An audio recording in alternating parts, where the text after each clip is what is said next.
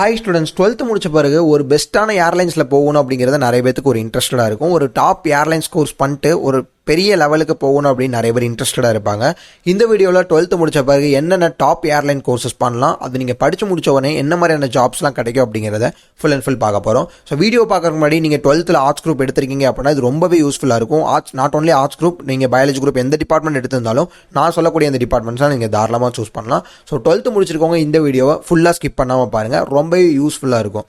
12th முடிச்ச பிறகு ஏர்லைன்ஸில் நீங்கள் ஒரு சில ஸ்பெசிஃபிக்கான டிபார்ட்மெண்ட்ஸ் பண்ணலாம். ஃபார் எக்ஸாம்பிளாக BBA airlines and airport management, BSc aviation, அடுத்து வந்து பார்த்தீங்கன்னா ஏஇவி ஏர்கிராஃப்ட் மெயின்டெனன்ஸ் இன்ஜினியரிங் அப்படின்னு சொல்லுவாங்க, அடுத்து ஏரோஸ்பேஸ் இன்ஜினியரிங் அப்படின்னு சொல்லுவாங்க, அடுத்து பிடெக் ஏரோநாட்டிக்கல் இன்ஜினியரிங். இந்த டிபார்ட்மெண்ட்ஸ்லாம் நீங்கள் 12th முடிச்ச பிறகு தாராளமாக பண்ணலாம். இதுக்கு ஒவ்வொரு எலிஜிபிலிட்டி இருக்குது. அதாவது 12th நீங்கள் பயாலஜி குரூப் எடுத்திருக்கீங்க, மேக்ஸ் உங்களுக்கு இருக்குது அப்படின்னா எல்லா டிபார்ட்மெண்ட்டுமே நீங்கள் சூஸ் பண்ணலாம். நீங்கள் ஆர்ட்ஸ் குரூப் தான் எடுத்திருக்கீங்க அப்படின்னா உங்களால் BBA airlines and airport management தான் சூஸ் பண்ண முடியும், வேறு எந்த டிபார்ட்மெண்ட்டும் நீங்கள் சூஸ் பண்ண முடியாது. ஓகே, இதில் வந்து எந்த டிபார்ட்மெண்ட் பெஸ்ட் அப்படின்னு கேட்டிங்கன்னா, நீங்கள் 12th முடிச்சிருக்கீங்க, 12th மேக்ஸ் குரூப் இருந்துச்சு அப்படின்னா நீங்கள் பிஎஸ்சி ஏவியேஷன் போகிறதுக்கு முன்னாடி பிடெக் ஏரோநாட்டிக்கல் இன்ஜினியரிங் அப்படின்னா பிடெக் ஏரோஸ்பேஸ் இன்ஜினியரிங் இதுக்கு தாராளமாக சூஸ் பண்ணலாம். ஏன் அப்படின்னா இந்த டிபார்ட்மெண்ட் வந்து பார்த்தீங்கன்னா ஒரு ப்ரொஃபஷனல் டிபார்ட்மெண்ட், பிஎஸ்சி மாதிரி கிடையாது. இது ப்ரொஃபஷனல் அப்படிங்கிறனால உங்களுக்கு இன்ஜினியரிங் கேட்டகரியில் வரும், அப்படி இல்லைனா டெக்னாலஜி கேட்டகரியில் வரும்.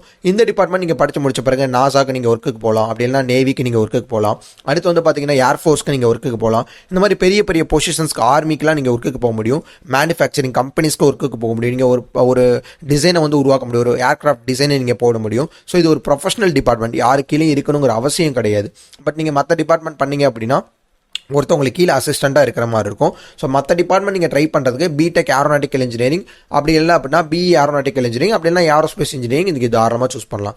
BE BTech almost same department தான். ஸோ உங்களுக்கு டிராயிங்ஸ்லாம் நல்லா வரும், மேக்ஸ் எனக்கு நல்லா வரும் அப்படின்னா நீங்கள் அந்த டிபார்ட்மெண்ட் தாராளமாக சூஸ் பண்ணலாம்.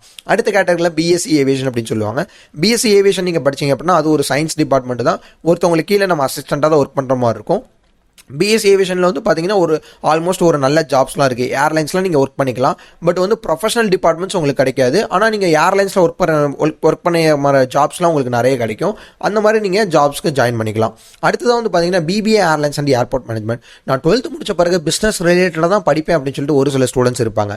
அவங்களுக்கான டிபார்ட்மெண்ட் தான் BBA logistics and supply chain.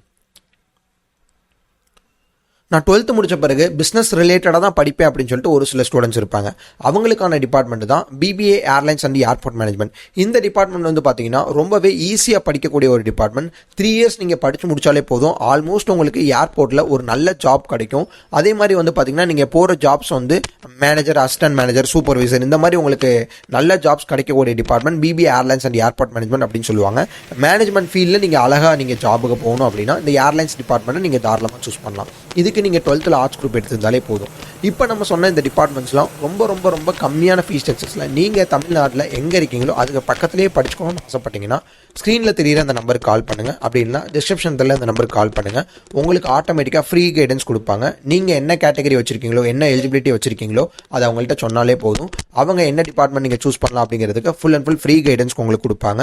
24/7 தான், எந்த டைம்னாலும் நீங்கள் தாராளமாக கால் பண்ணலாம். இன்கேஸ் இந்த வீடியோ பார்த்துட்டு இருக்கோம் நிறைய பேர் வந்து அப்ராடில் இருப்பீங்க, அப்ராட்லேருந்து கால் பண்ணும்போது நைட் டைமாக கால் பண்ணுவீங்க. ஸோ அந்த டைம் பண்ண முடியாது அப்படின்னு சொல்லிட்டு நிறைய பேர் யோசிப்பாங்க.